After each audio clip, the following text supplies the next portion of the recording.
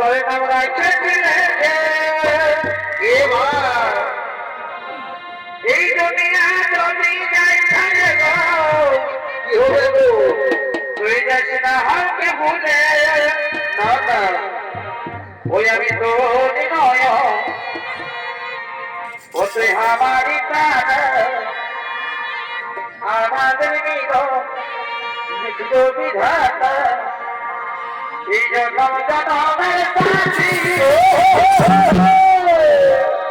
আর জনমে ও তুই আমার চিনি ও তাই এই জনমে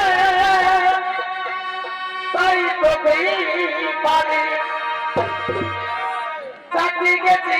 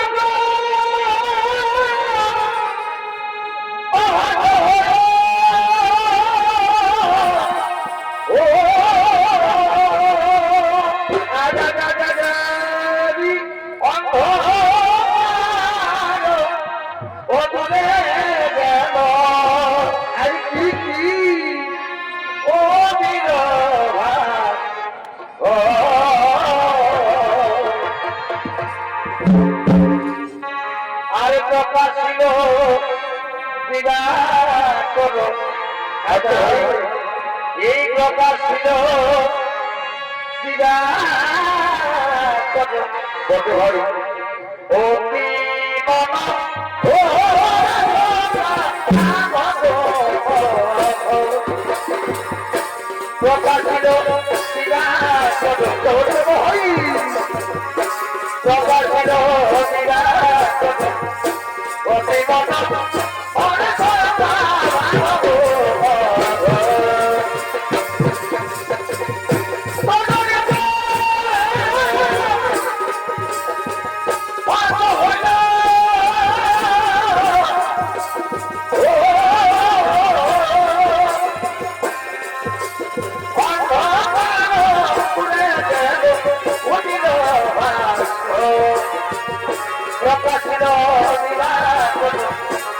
প্রকাশ ছিল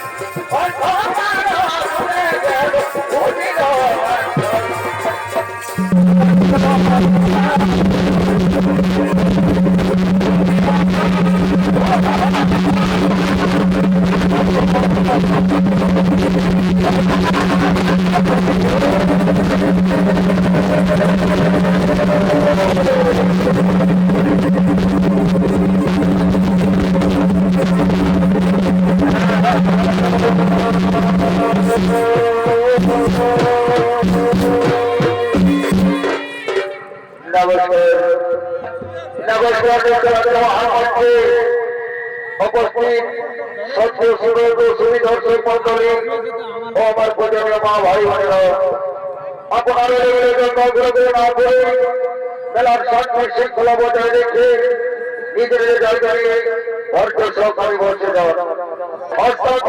মাহাতের বাড়ির পক্ষ থেকে শুরু করতে চলেছি আমাদের তৃতীয় নিবেদন।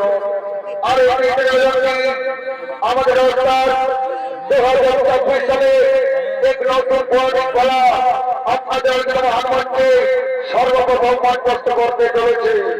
তাই আমাদের মাহাতো নৃত্যকে কলা নাম রেখেছে শুক্রাচার্যের সঙ্গে মন্ত্রলাম ওই ইন্দ্রকন্যার সত্যি শুভ বিবাহ।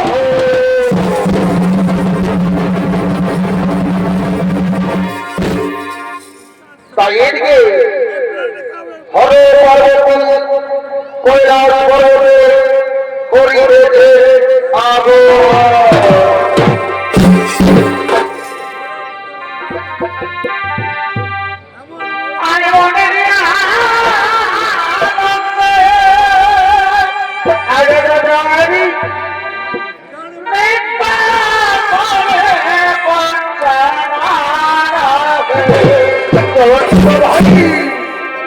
একদিকে কৈলাস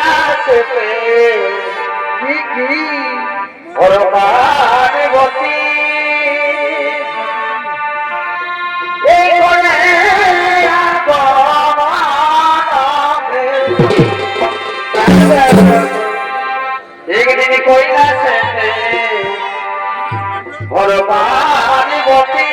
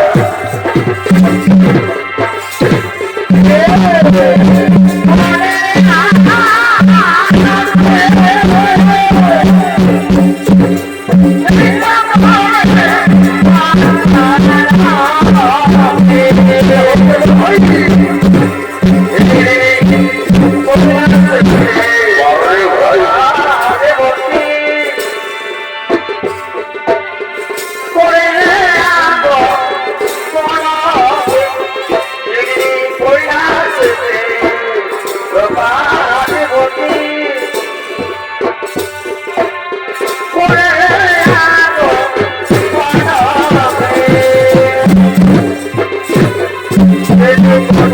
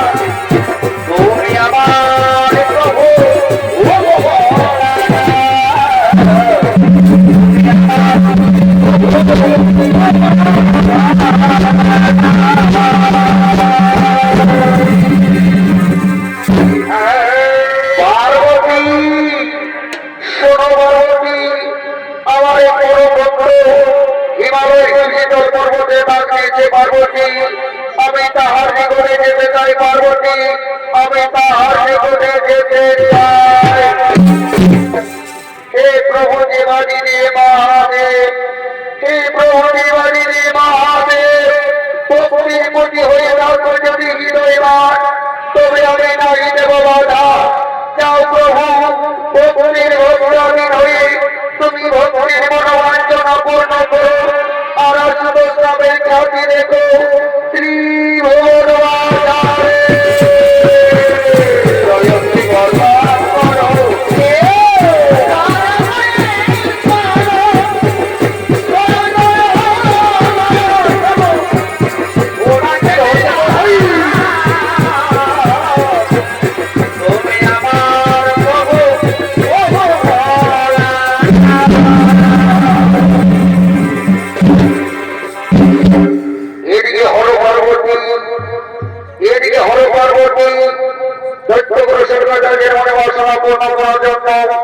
হিমালয় হিমস্থল পর্বতের দিকে করলে গমন।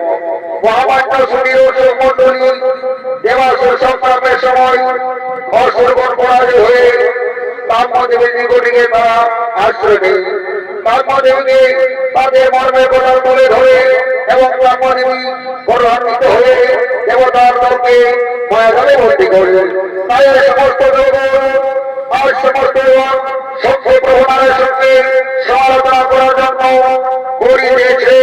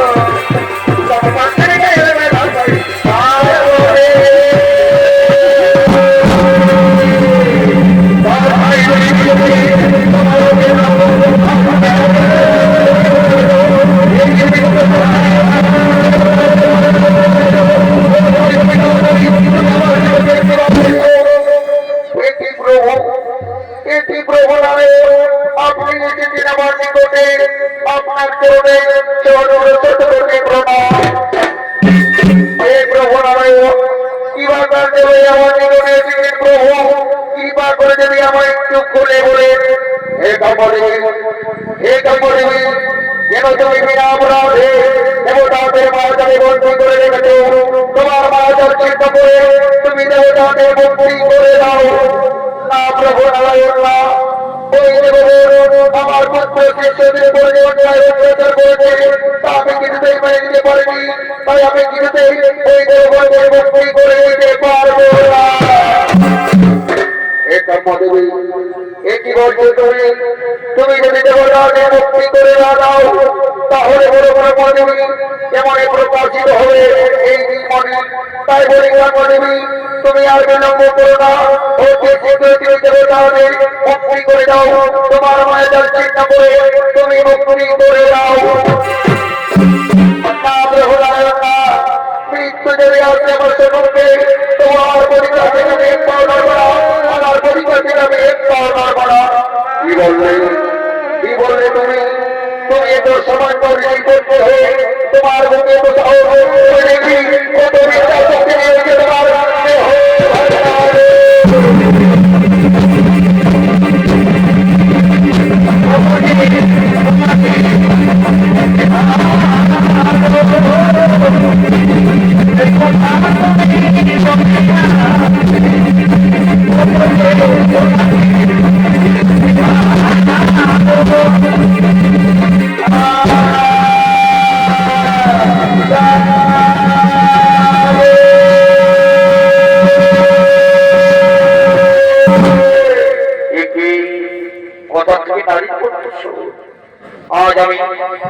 আজ আমি ভিগরি সিং দীর্ঘ 12 বছর তপস্যা করে নিজ আশ্রমে এসেছি আজকে নারী উদ্দেশ্য তুমি কি আমার আশ্রমের মধ্যে কোনো বিপদ কোনো ঘটনা ঘটেছে না কি হতে পারে না আমার মতো এগুলো ঋষি আশ্রমে কোনো বিপদ হতে পারে না আমি যাবো আমার আশ্রম ভিতরে দেখি কোথায় কোনো বিপদ হয়েছে নাকি আমার বাক্য দেবী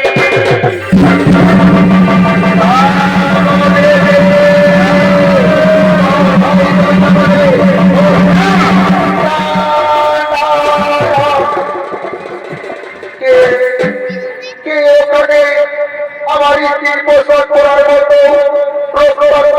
মাটির উপরে পড়েছি তবে কি আমার স্ত্রী না না না একটু এগিয়ে দেখি একটু এগিয়ে যায় একটু এগিয়ে দেখি একটু এগিয়ে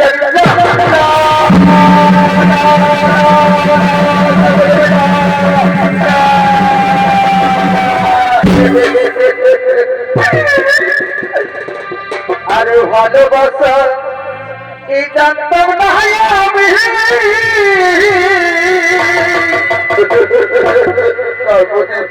আর শিখাইলে তুমি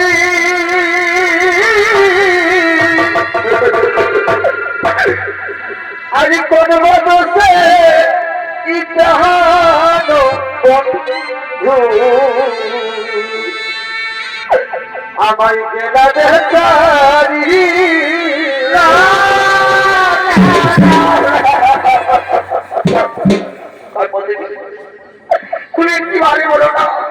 আমি কোন পাপির পাপি কোন অপরাধী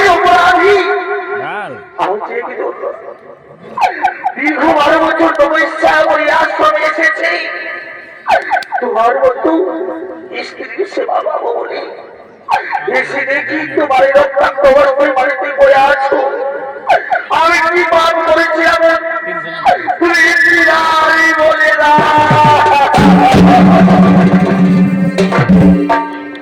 আমি কোন মানুষে বন্ধু কেনা দেখিয়া কোন মানুষে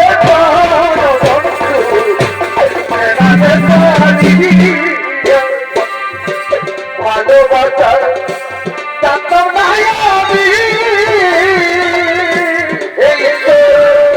আমি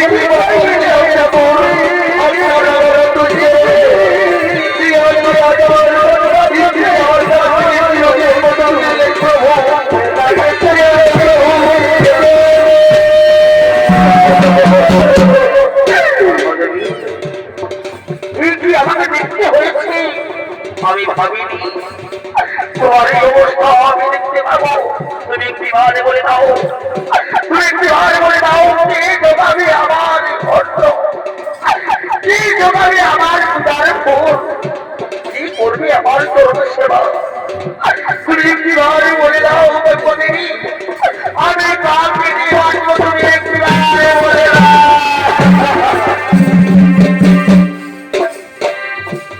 আমার যদি আসি কি না এই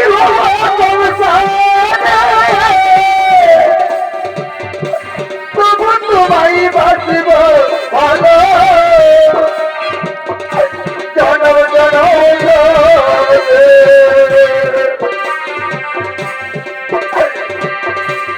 আমার যদি আসি কি না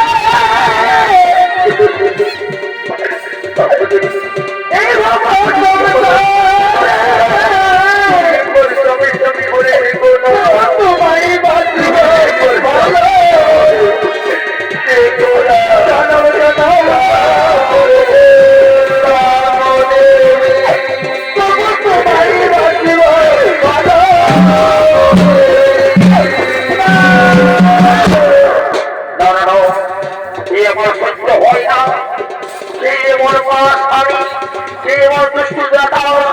আমার স্ত্রীকে প্রতিদিন মুক্ত করেছে আমি তাকে কিছুতেই রক্ষা করবো না। আমি তাকে রেখে দেবো। কোথায় সে পাখি, কোথায় একবার আমার সর্বকে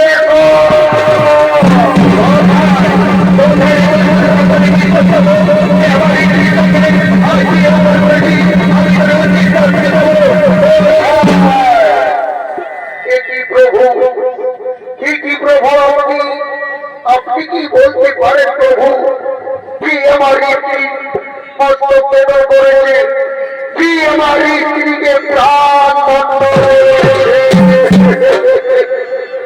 ঋষি প্রধান, ঋষি প্রধান, আমি তোমার স্ত্রীকে প্রাণ দণ্ড দিয়েছি, আমি তোমার স্ত্রীর প্রাণ হরণ করে দিয়েছি। কেন প্রভু, কেন প্রভু, কি দোষ করেছিল আপনার রাঙারা তুলতে হলে আমার স্ত্রী, যার জন্য আপনি আমার স্ত্রীকে আমার কাছ থেকে চিরদিনের মতো ফেললেন প্রভু, কেন প্রভু, কেন? ঋষি প্রধান, ঋষি প্রধান, তোমার একটি অপরাধের অপরাধী, তাই আমি তোমার স্ত্রীকে প্রাণদণ্ড দিয়েছি, তাই আমি তোমার স্ত্রীর মস্তক ছেদন করেছি। কেন প্রভু, কৃপা করে যদি আপনি একটু অপরাধের কথা খুলে বলেন প্রভু, আপনি একটু আমায় খুলে বলুন না।